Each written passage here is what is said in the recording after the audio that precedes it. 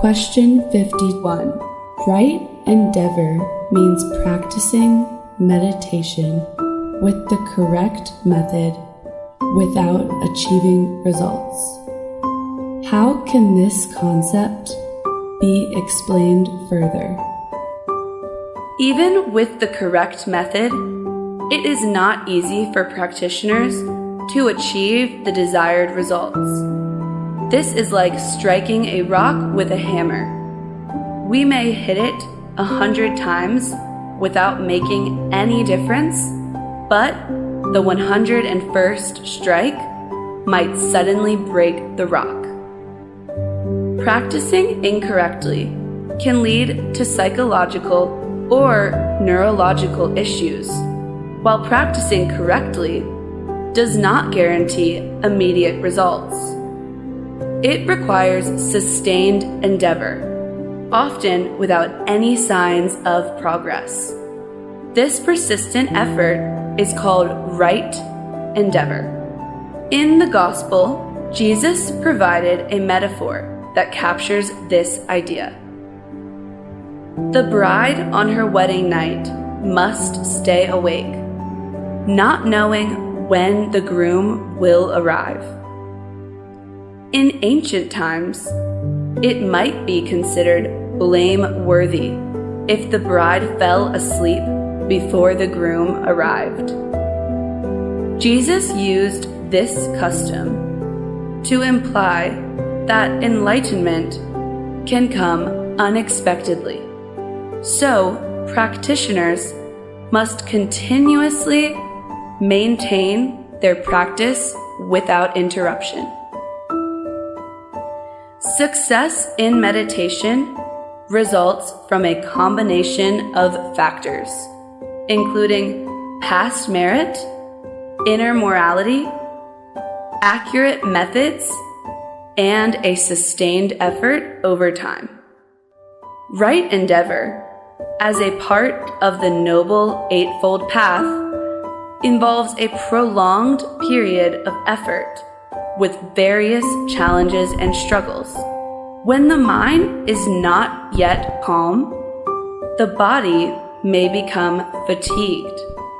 The legs might ache and go numb, and sitting in meditation may be restless and frustrating.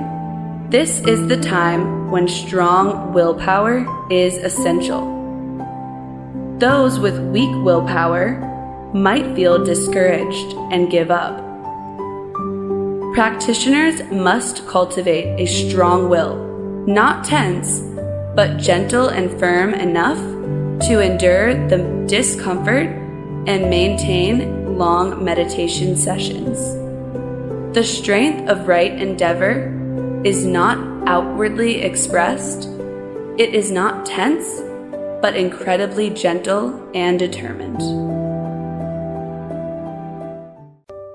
Question 52. During the stage of right endeavor, when there are no results from meditation yet, how should a practitioner handle it?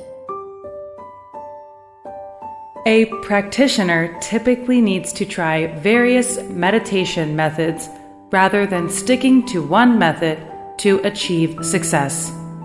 When we discuss the 4 foundations of mindfulness later on, we will see that practitioners must gradually adjust their practice according to their increasingly deep levels of mindfulness. When the mind lacks mindfulness, practitioners can easily be led astray by wandering thoughts, causing them to lose focus on their meditation practice. For instance, a practitioner might be focusing on his breath, but when a thought arises, he would forget about the breath. Another might be contemplating the impermanence of the body, but then gets distracted by thoughts and forgets the contemplation of impermanence. Initially, a practitioner might have a bit of mindfulness, but it may not be strong enough to prevent subtle wandering thoughts from arising and diverting the mind. We can outline the stages of practice as follows: unwholesome mind, mixed wholesome and unwholesome mind, purely wholesome mind, mindfulness, deep mindfulness or right mindfulness, and entry into first jhana.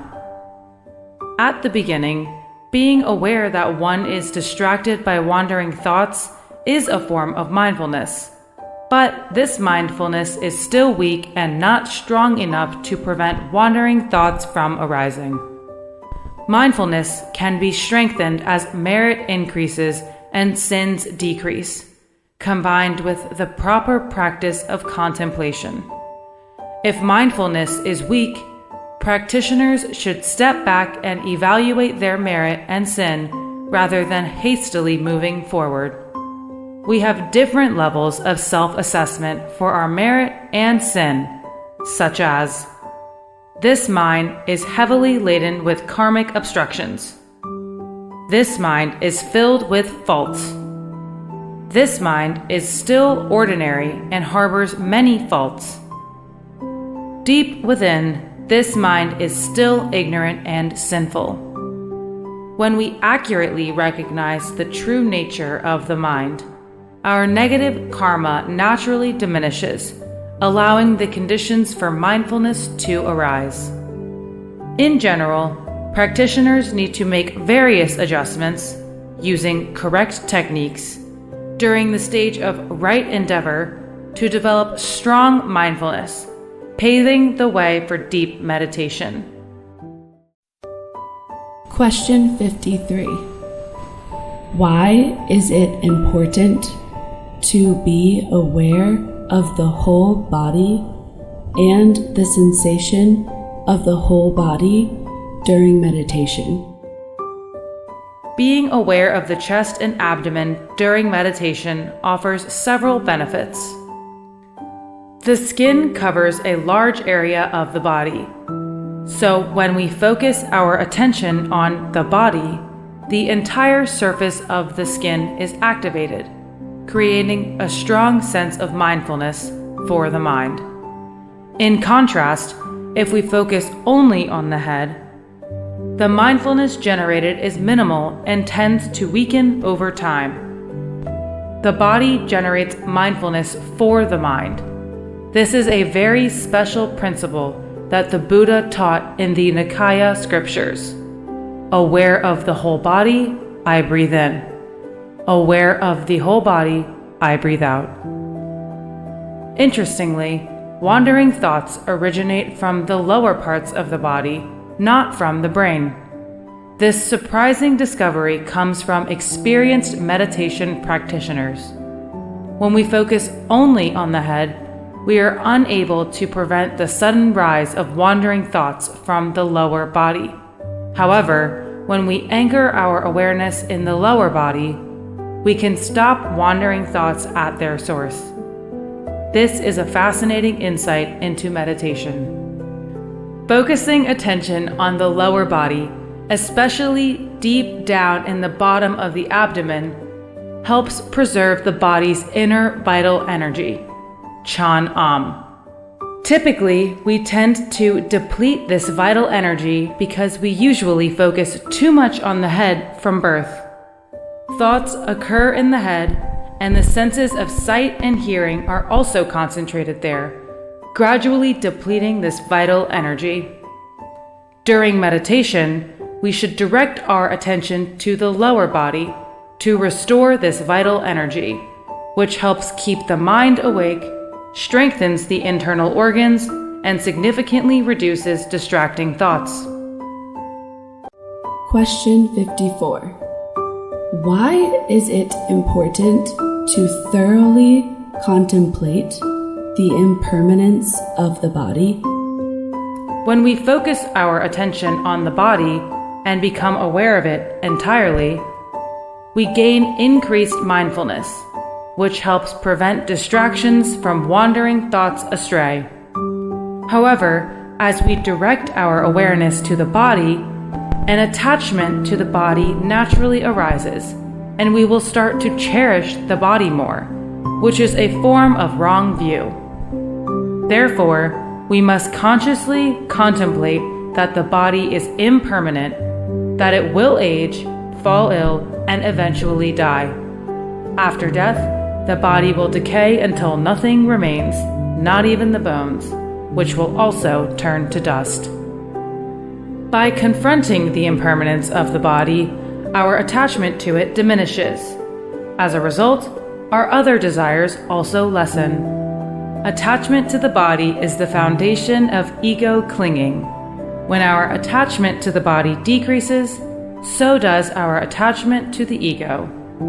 As we focus on the impermanence of the body, we simultaneously direct our attention to the lower body, further strengthening our mindfulness. Later on, as mindfulness deepens and the mind becomes more tranquil, we will realize that the mind does not reside solely in the head. It encompasses the entire body. Question 55.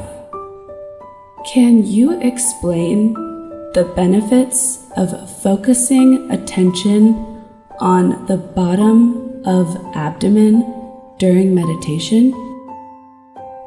According to the Buddha's teachings, practitioners should be aware of the entire body, but most of us tend to focus only on the chest and upper abdomen, rather than the bottom of the abdomen, which includes two important acupoints, the Dan Tiang and the Hui Yin. You can refer to Google for their exact locations. The Buddha mentioned in the Nikaya Sutras, there is no point of the body where mindfulness is absent.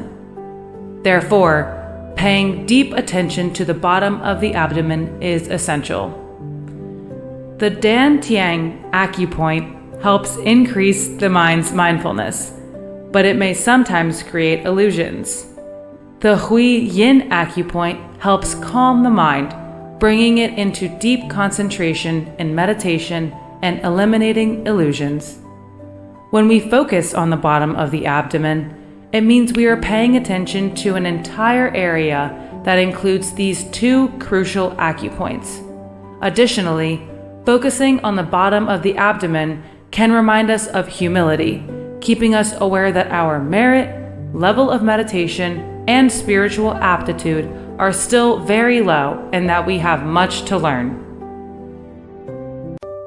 Question 56.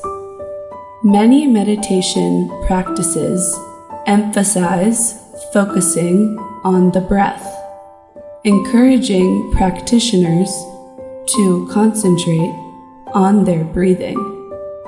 Why is it now recommended to breathe slowly, little, and gently? The breath reflects the intensity of mental activity. When the mind is active, the breath becomes fast, strong, and frequent. When the mind is calm, the breath becomes slow, little, and gentle. By observing the breath, we can gauge the level of mental activity. Conversely, if we regulate our breath effectively, it will influence the mind in return. When we are aware of the breath, mindfulness is enhanced. When we breathe slowly, little, and gently, mental activity will also calm down. When we are mindful of the breath but breathe too much and forceful, distracting thoughts may then arise. During mindfulness, there may be times when the breath becomes stronger, even if there are no apparent distracting thoughts. This indicates that latent mental impulses are still active. If these impulses are not addressed, distracting thoughts may suddenly emerge and lead the mind astray. The way to manage these underlying impulses is by maintaining awareness of the breath while skillfully keeping it slow, little, and gentle. Question 57. Why should we constantly remind ourselves that deep within our mind there is still ignorance and sins? This reminder is meant for practitioners who have attained a relatively firm state of inner tranquility. When the mind reaches a state of tranquility, subtle thoughts of arrogance may unexpectedly arise with great force, strong enough to potentially lead the practitioner to hell in the future, undoing all the progress made in meditation. The self-reminder varies according to the state of the practitioner's mind. If the mind is firmly well settled, occasionally remind ourselves, deep within this mind, there is still ignorance and faults. If the mind still occasionally loses mindfulness, sometimes calm but other times distracted by arising thoughts that lead it astray, we should remind ourselves, this mind is still ordinary, with many hidden faults. If the mind lacks mindfulness and is easily disturbed by wandering thoughts, we should remind ourselves, this mind is filled with deep-seated faults and heavy karmic burdens. These self-reminders function like passwords for different states of mind, helping to unlock the door to meditation, enhance mindfulness, eliminate arrogance, and ensure long-term progress on the spiritual path. In the practice of meditation towards enlightenment, humility is of utmost importance. Wise practitioners will choose the password that best matches the condition of their state of mind, which helps reduce faults and allow mindfulness to emerge. Question 58. Many people believe that a restless mind belongs to an ordinary person. So, when the mind is calm, it must be the mind of an enlightened saint. Is that correct? Let's use the analogy of a house to understand this concept more clearly. A person living in a mansion might have their homes sometimes dirty, sometimes clean, but it is still a mansion. Similarly, someone who has attained a high level of meditation might sometimes be disturbed and sometimes be calm, yet they remain within their achieved level of meditation. A person living in a simple thatched house might find it dirty at times and clean at others, but it is still just a simple thatched house. Likewise, an ordinary person, whether their mind is distracted or tranquil, remains an ordinary person, nothing more. A person living in a dilapidated shack may keep it clean and tidy, but it is still a run-down dwelling.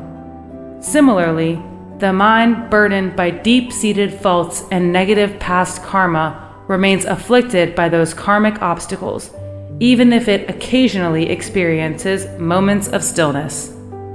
Understanding this analogy helps us remember that we are still ordinary beings with many hidden faults, even when our minds occasionally become tranquil. We must not secretly declare ourselves enlightened, as this could lead to future downfall. Similarly, the state of mindfulness differs depending on each person's level of spiritual attainment. Sometimes we experience mindfulness at an ordinary level that cannot be compared to the profound mindfulness of highly enlightened beings.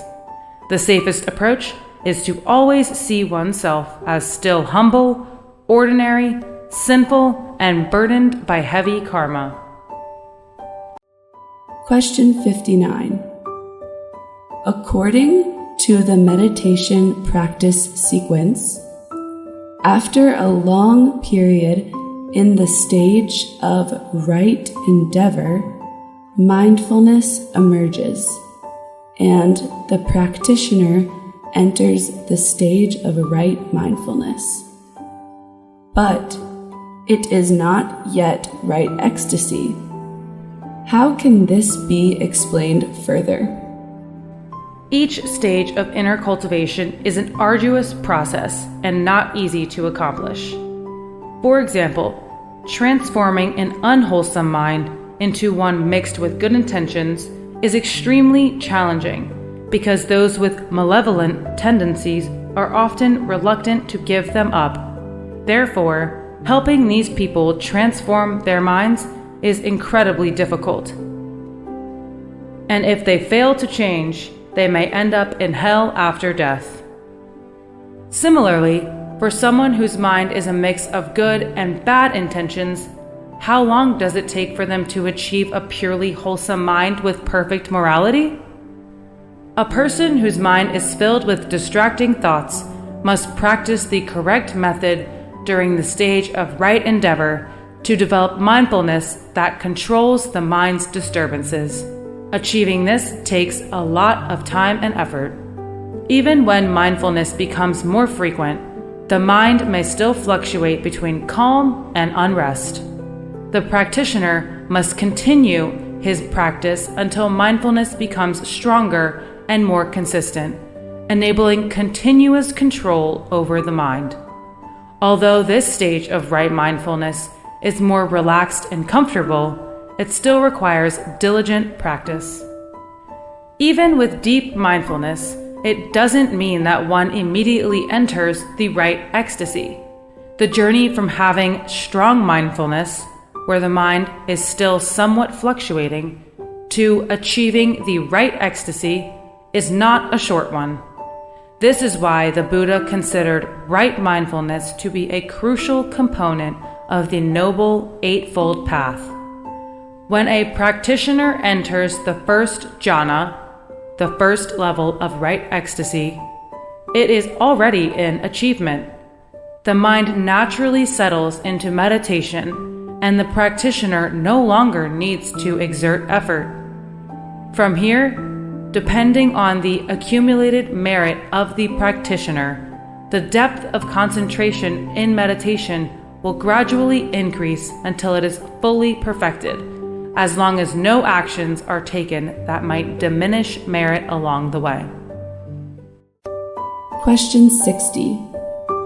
Can you provide an overview of the life of Sakya Muni Buddha?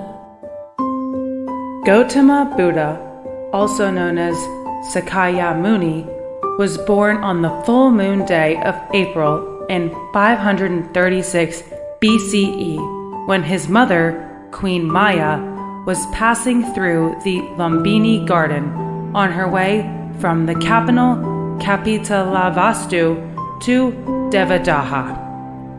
He was a prince named Siddhartha, son of King Suddhodana, belonging to the Gautama clan, in the kingdom of Sakya. From a young age, he displayed extraordinary wisdom and boundless compassion. He excelled in both literature and martial arts, and had a vast knowledge in various fields, philosophies, and doctrines. However, he was deeply concerned with finding the ultimate enlightenment and liberation for all beings. To keep Siddhartha tied to worldly life, his father, the king, arranged for him to marry Princess Yasodhara, Bada Kakana, when he was 16 years old. However, at the age of 29, just after the birth of his son Rahula, Siddhartha secretly left the palace and renounced worldly life on the 8th day of the 2nd lunar month. For 6 years, he sought out teachers and practiced extreme asceticism, but he did not find success. He then chose the path of meditation.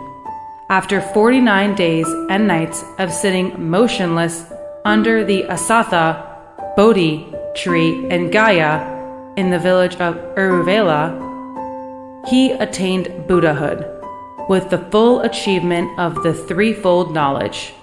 He was 35 years old at the time. From then on, he traveled to many places to teach the profound path of enlightenment and liberation to both humans and celestial beings. Many kings, ministers, Brahmin priests, merchants, and even the lowest castes became his lay followers or monastic disciples. Many of his disciples also attained extraordinary enlightenment. On the full moon day of the 12th lunar month in 483 BCE, at the age of 80, he entered nirvana. After his cremation, many relics were left behind and enshrined in stupas, some of which still exist today. His saintly disciples compiled his teachings into the 3 baskets of scriptures, Tripitaka, preserving them for posterity. Today, after much suffering, grief, wars, and violence, the United Nations has recognized Buddhism as a religion of peace and designated the Buddha's birthday as an International Day of Religions and Cultures.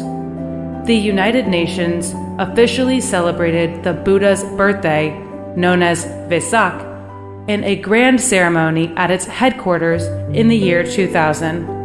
Many prominent intellectuals around the world have also embraced Buddhism.